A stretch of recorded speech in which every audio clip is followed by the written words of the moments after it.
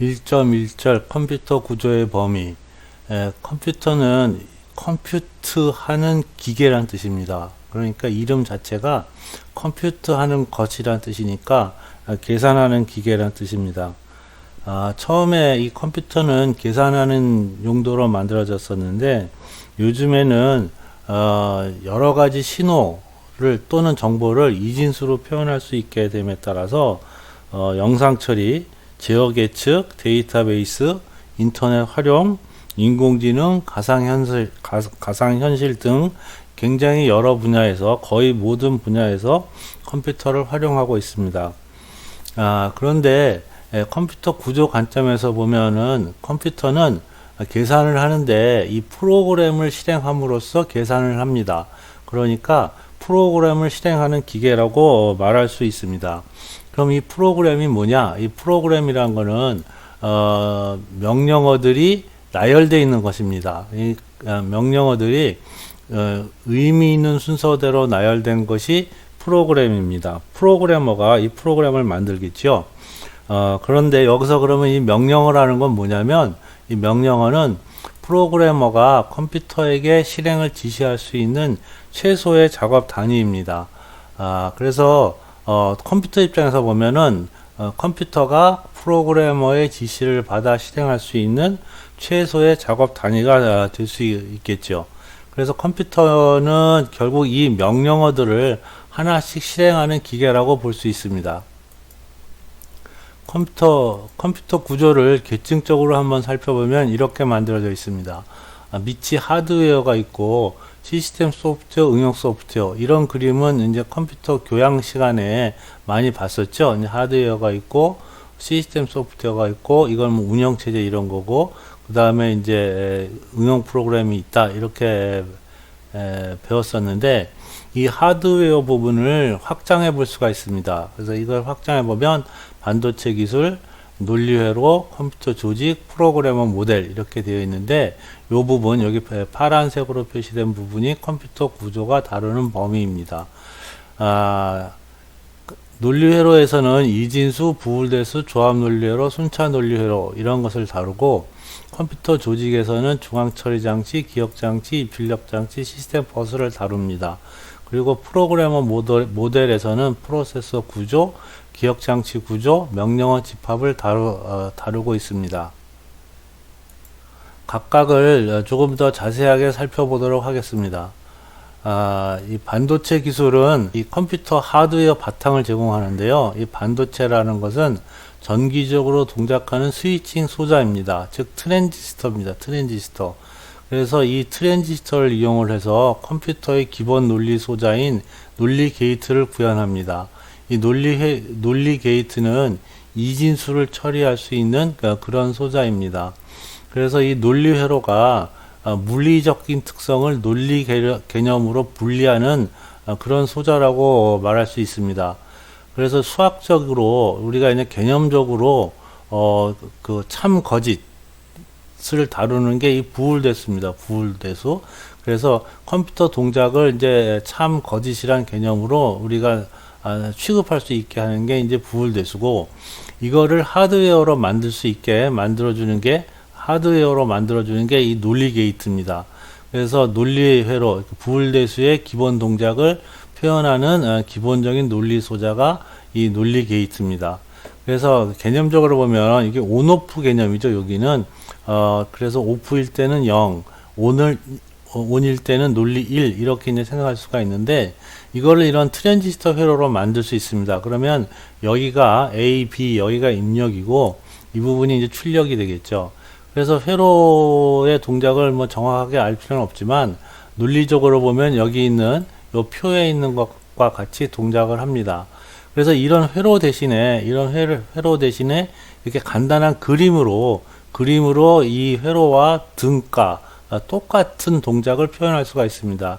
여기에는 이렇게 전원이나 접지나 이런 신호 개념이, 이런 그 전자 회로 개념이 전혀 없습니다. 그냥 입력값이 들어오면 출력이 나오는 엔드 게이트다. 나중에 이제 설명이 되겠지만 이것은 둘 다 1일 때만 출력이 1이고 나머지 경우에는 출력이 0이 되는 이런 소자다. 이렇게 생각할 수가 있는 거죠. 그래서 이런 그 논리 개념은 이 하드웨어적인 전압이나 전류나 이런 개념이 전혀 없이 그냥 0과 1 이 개념으로만 어떤 회로를 생각할 수 있게 해줄 수 있는 계층을 제공하는 것입니다. 이 논리 회로를 이용을 해서 컴퓨터 구성 요소를 만들 수 있습니다. 컴퓨터 구성 요소는 중앙 처리 장치, 기억 장치, 입출력 장치 이 세 가지로 나누고 이것들을 서로 연결한 것이 이제 시스템 버스입니다.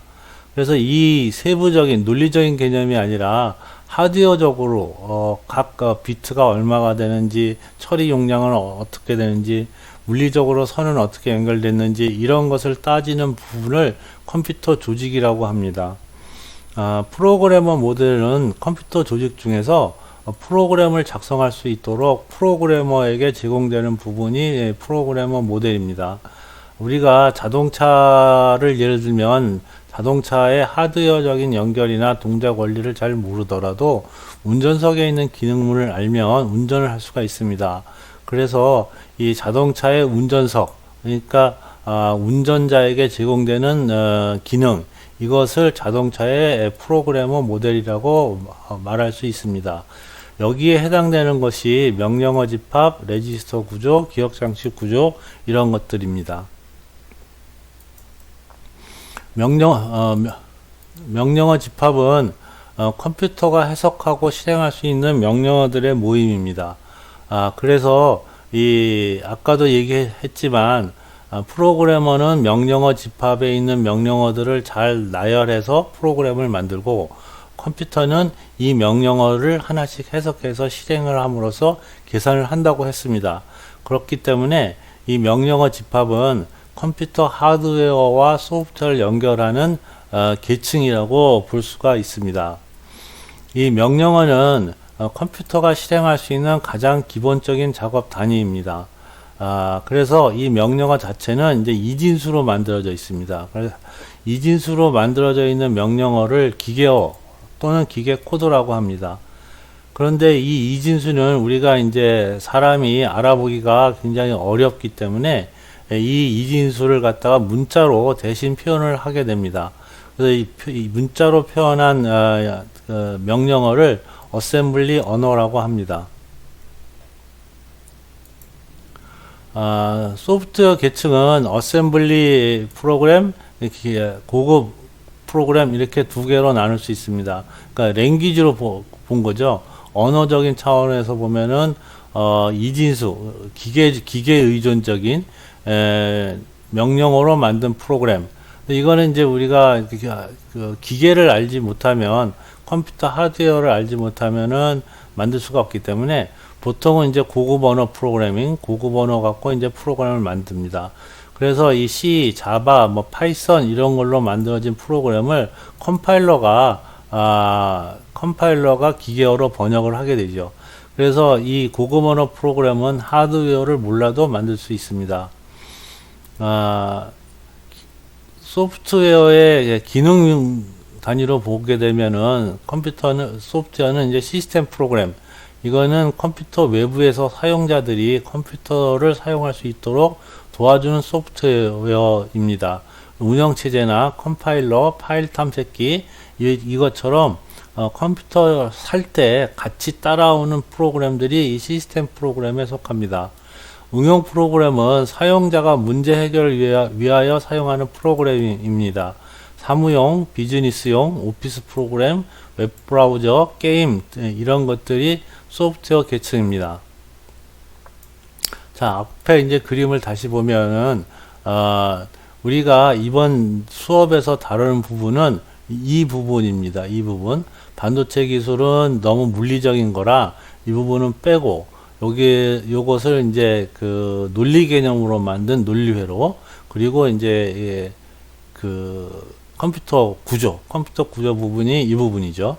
그래서 이 부분을 합쳐서 이 부분을 수업을 하도록 하겠습니다.